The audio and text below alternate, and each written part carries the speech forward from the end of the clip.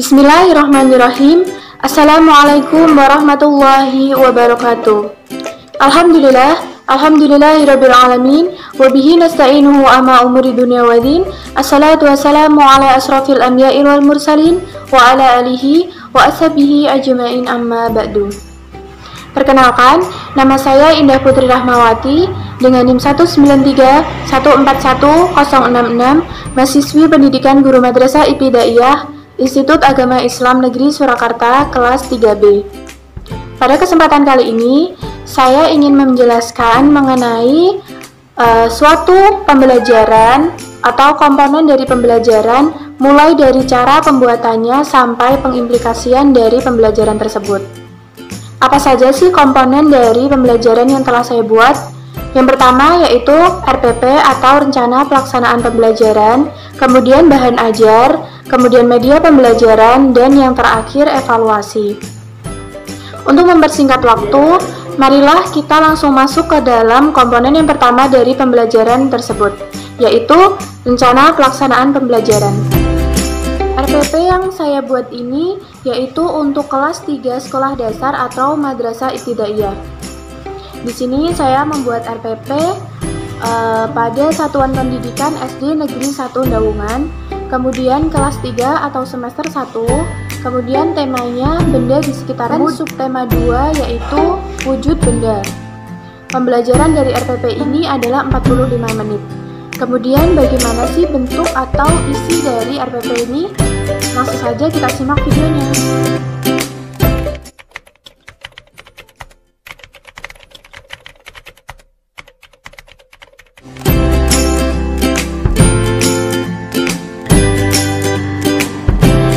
Baiklah teman-teman, ini merupakan RPP yang telah saya buat tersebut.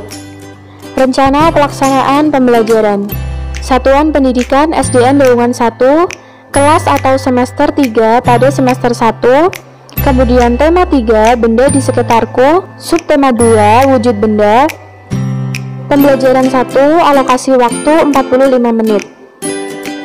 Kemudian ini merupakan kompetensi inti dari pembelajaran ini.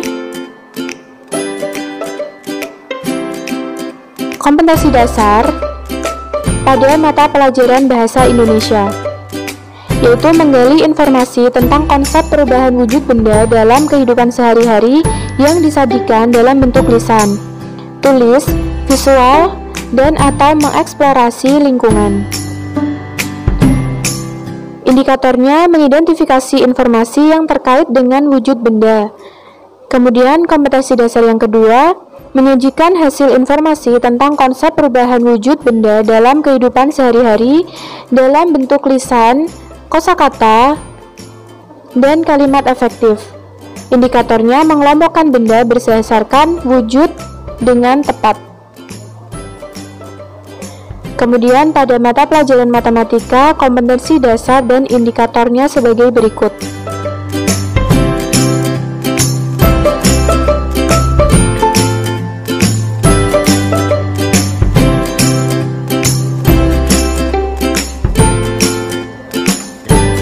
Kemudian pada mata pelajaran SBDP, kompetensi dan indikatornya yaitu sebagai berikut.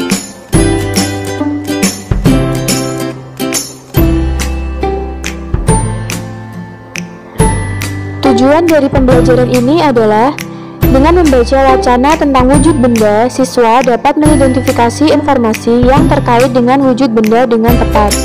Yang kedua, dengan melakukan pengamatan benda, siswa dapat mengelompokkan benda berdasarkan wujudnya dengan tepat. Yang ketiga, dengan menjawab pertanyaan, siswa dapat menuliskan pokok-pokok informasi yang berkaitan dengan wujud benda dengan kalimat efektif. Yang keempat, dengan mengerjakan latihan soal, siswa dapat mengkonversi satuan kilometer ke meter atau sebaliknya dengan tepat. Yang kelima, dengan mengerjakan soal cerita, siswa dapat memecahkan masalah sehari-hari mengenai panjang dan tepat. Kemudian yang keenam, dengan mengamati contoh gerakan tari, siswa dapat mengidentifikasi gerak, kuat, dan lemah kaki dengan tepat.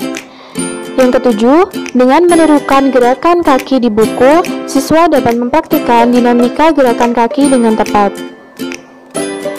Materinya yaitu 1. Membaca wacana terkait wujud benda. Kedua, melakukan pengamatan terhadap wujud benda. Ketiga, menjawab pertanyaan berdasarkan pengamatan. 4. Mengerjakan soal konversikan satuan kilometer ke meter ataupun sebaliknya. Yang kelima, menyelesaikan soal cerita. Dan yang terakhir yaitu mempraktikkan gerak lemah dan kuat kaki dalam tarian. Kemudian strategi dan metode pembelajarannya yaitu pertama, pendekatan saintifik dan metodenya permainan atau simulasi dan penugasan serta ceramah. Berikut sumber dan media pembelajarannya. Kemudian kegiatan pembelajaran.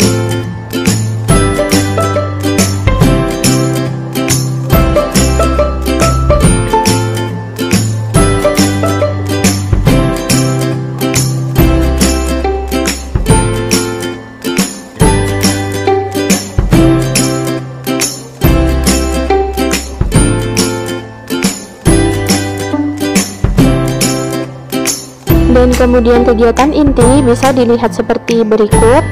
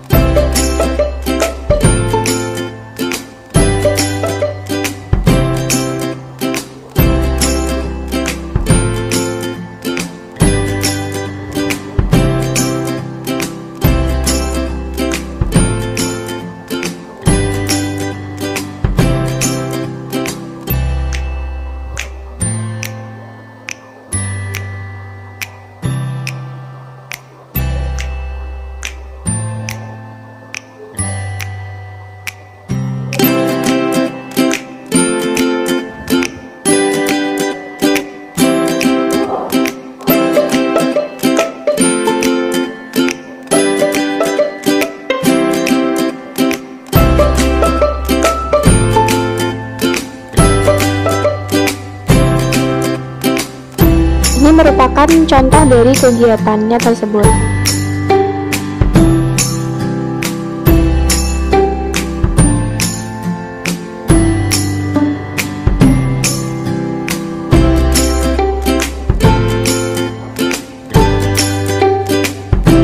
Dan yang terakhir yaitu kegiatan penutup.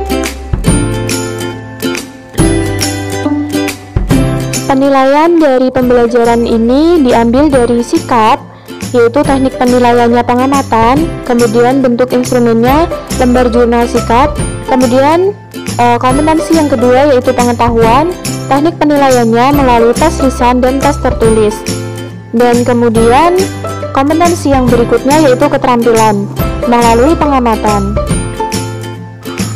Nah teman-teman, itu tadi komponen yang pertama dari pembelajaran ini. Komponen itu tadi terdiri dari RPP. Kemudian, untuk mendukung keterlaksanaan RPP maupun tujuan dari RPP tujuan pembelajaran ini, saya membuat bahan ajar berupa modul untuk kelas 3. Bagaimana bentuk atau isi dari modul tersebut? Marilah kita langsung ke videonya. Nah teman-teman, ini merupakan modul pembelajaran kelas 3 mengenai wujud benda. Modul ini merupakan bentuk pengaplikasian dari RPP tadi atau pembelajaran-pembelajaran yang ingin dicapai pada RPP tadi saya tuangkan kepada modul ini atau bahan ajarnya modul ini. Isi dari modul atau bahan ajarnya yaitu seperti ini teman-teman. Tim penyusun yang saya susun sendiri yaitu Indah Putri Rahmawati dengan NIM 193141066, Prodi atau semester Pendidikan Guru Madrasah Ibtidaiyah kelas 3B.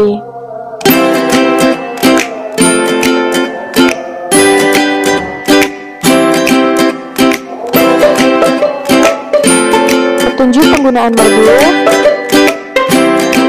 kemudian peta konsep,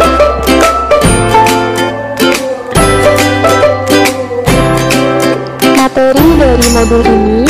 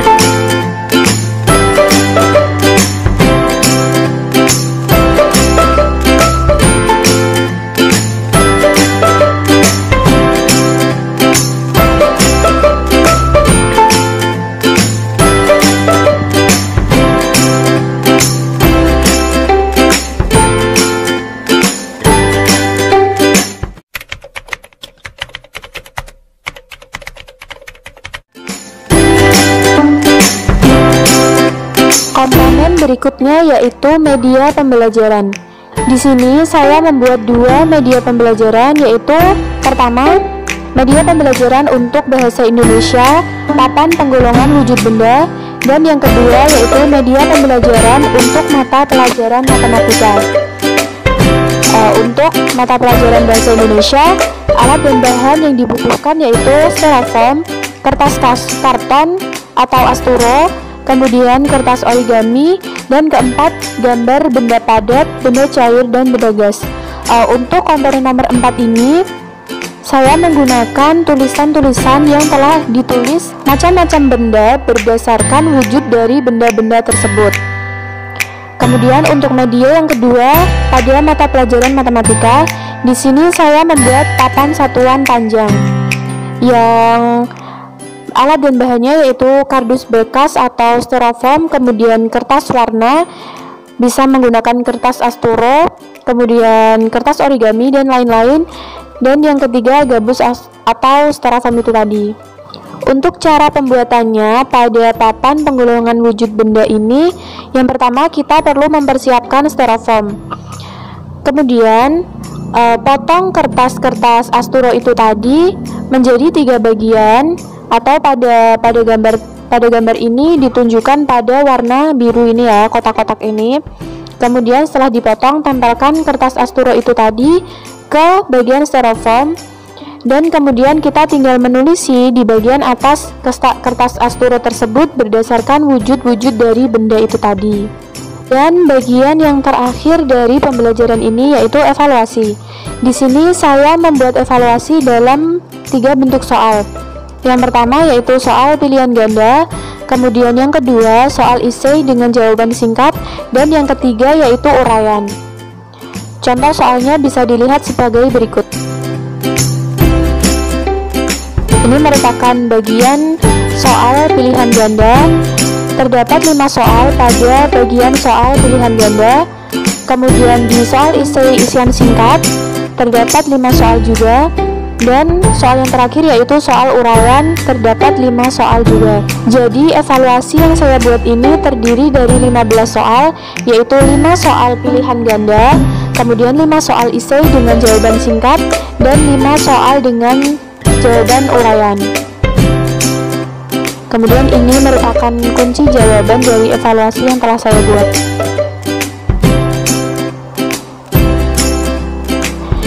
Nah, melalui pembelajaran yang telah dilakukan tadi, diharapkan siswa dapat memahami materi-materi yang telah disampaikan pada pembelajaran di awal tadi. Nah, teman-teman, itu tadi merupakan langkah maupun penjelasan dari masing-masing pembuatan komponen dari pembelajaran kali ini, yaitu meliputi RPP, kemudian bahan ajar dan media pembelajaran, maupun yang terakhir evaluasi dari pembelajaran tersebut. Pada bagian yang terakhir ini, saya akan menunjukkan bagaimana pengaplikasian dari media pembelajaran yang telah kita buat tadi. Pada kesempatan kali ini, saya memilih untuk pembelajaran daring. Mengapa? Karena mengingat situasi dan kondisi pada saat ini belum memungkinkan untuk kita melakukan pembelajaran secara luring atau luar daringan. Lantas bagaimana sih pengaplikasian dari media pembelajaran itu tadi? Mari kita simak videonya.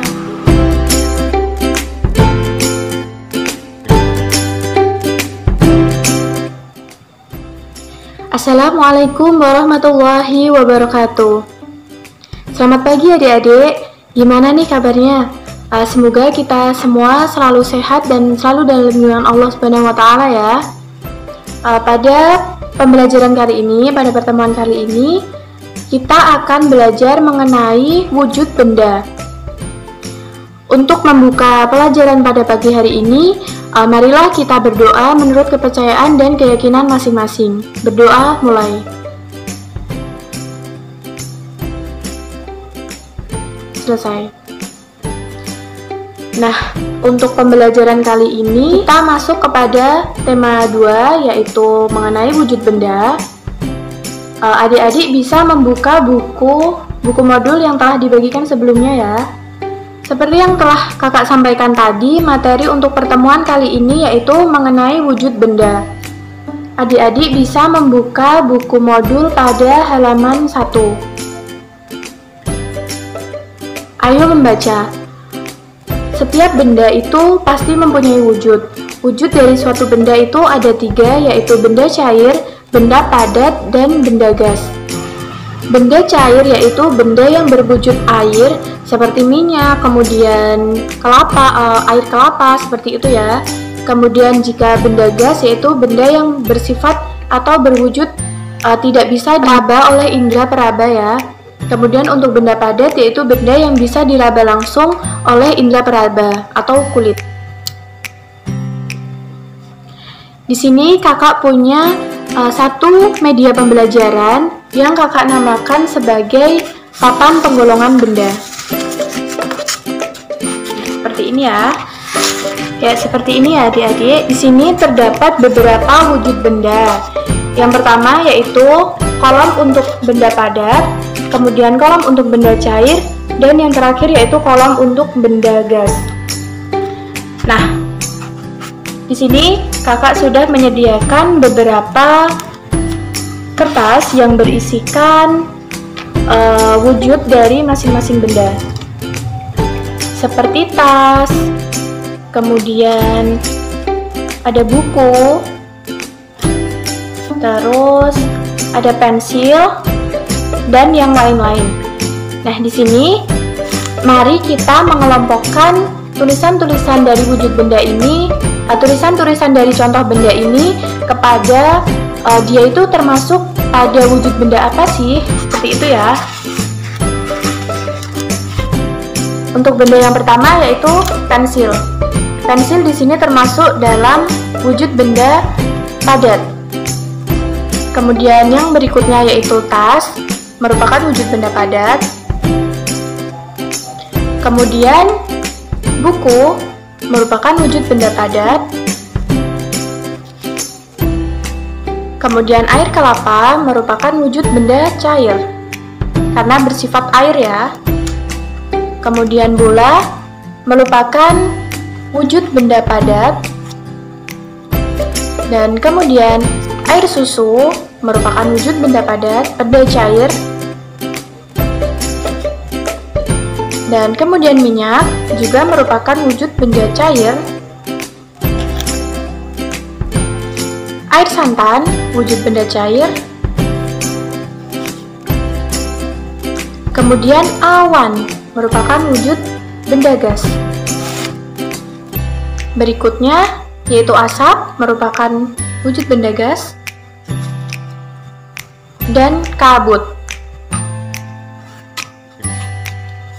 Dan yang terakhir yaitu angin merupakan wujud benda gas. Nah, jadi sekarang adik tahu ya bagaimana perbedaan dari wujud benda cair, padat maupun gas yang telah kakak sampaikan tadi. Jika nanti ada pertanyaan mengenai materi-materi yang telah kakak sampaikan tadi, adik-adik bisa tanya kepada kakak secara langsung melalui grup WA ataupun datang ke rumah kakak.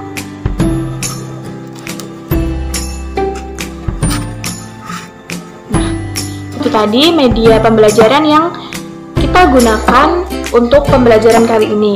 Kemudian untuk evaluasi pertemuan kali ini nanti akan kakak share melalui grup WA atau kelompok-kelompok yang telah dibentuk untuk kemudian adik-adik kerjakan dan untuk dikumpulkan lagi kepada kakak. Baiklah adik-adik, sekian dulu ya pembelajaran pada kesempatan pagi hari ini. Semoga adik-adik bisa paham dengan apa yang kakak sampaikan tadi. Mari kita tutup pembelajaran pada kesempatan pagi hari ini dengan bacaan hamdalah bersama-sama. Alhamdulillahirabbil alamin. Cukup sekian pembelajaran dari kakak. Kurang dan lebihnya kakak mohon maaf. Wallahu muwaffiq ila aqwamit thoriq. Wassalamualaikum warahmatullahi wabarakatuh. Nah, itu tadi merupakan pembelajaran daring yang merupakan pengaplikasian dari berbagai komponen dari pembelajaran yang telah kita buat tadi. Kemudian video pembelajaran tadi bisa diupload oleh guru ke YouTube untuk kemudian link dari video tersebut dibagikan kepada siswa-siswa atau wali siswa Bisa melalui via grup WA atau yang lainnya untuk dijadikan pembelajaran oleh siswa atau peserta didik tersebut. Kemudian untuk evaluasi juga dapat di-share melalui WA, kemudian hasilnya bisa dikumpulkan melalui WA juga. Jadi pada intinya pembelajaran daring kali ini menggunakan dua sarana atau media sosial, yaitu WA dan YouTube. Cukup sekian video dari saya. Bila mana masih terdapat banyak kekeliruan, saya mohon maaf yang sebesar-besarnya. Kurang dan lebihnya saya juga mohon maaf. Wallahul muwaffiq ila aqwamit thoriq. Wassalamualaikum warahmatullahi wabarakatuh.